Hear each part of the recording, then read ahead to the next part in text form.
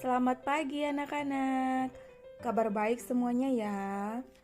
Nah, hari ini kita jumpa lagi di video materi PPKN. Hari ini kita akan bahas mengenai makna bersatu. Sebelum masuk ke materi, Miss mau nanya dulu nih. Anak-anak ada tidak ya yang mempunyai hewan peliharaan? Nah, kira-kira anak-anak tahu tidak cara perkembangbiakan hewan peliharaan kamu? Nah, hewan itu cara berkembang biaknya ada yang bertelur dan ada yang melahirkan. Anak-anak tahu kan ini hewan apa? Ya, betul, kuda. Kuda berkembang biak dengan cara melahirkannya. Kuda memiliki badan dan tenaga yang sangat kuat. Kemampuan kuda dalam berlari pun sangat baik. Kira-kira kamu mampu nggak berlari dan melompat seperti kuda? Nah, suatu hari Siti, Lani, dan Dayu bermain lompat tali. Mereka bermain secara bergantian. Mereka saling mengukur sampai batas mana yang bisa mereka lompati. Nah, lalu mereka menyadari bahwa kemampuan melompat mereka berbeda-beda. Menurut anak-anak gimana? Benar tidak kalau kemampuan melompat mereka berbeda-beda? Ya, benar. Setiap orang mempunyai kemampuan yang berbeda-beda. Ada yang dapat melompat setinggi pinggang juga kepala, ada juga yang belum bisa melompat. Nah, di sini kita harus menghargai perbedaan kemampuan teman kita. Apa yang harus kita lakukan? Yaitu mengajak berlatih bersama merupakan salah satu sikap saling menghargai kemampuan teman. Jika kita selalu menjaga sikap saling menghargai, maka kita dapat menjalin pertemanan dengan baik. Tuhan sangat menyayangi anak yang suka menolong.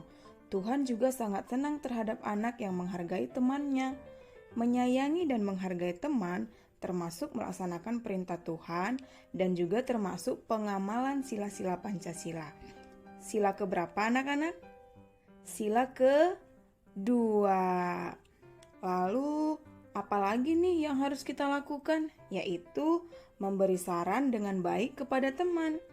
Kita harus memberikan saran yang baik jika melihat teman kita melakukan hal yang keliru. Saran yang baiknya seperti apa, Miss?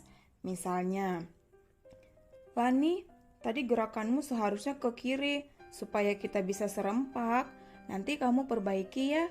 Semangat, tidak apa kok, kita pasti bisa. Nah, seperti itu ya anak-anak, bukan malah jadi mengejek atau bahkan memarahinya.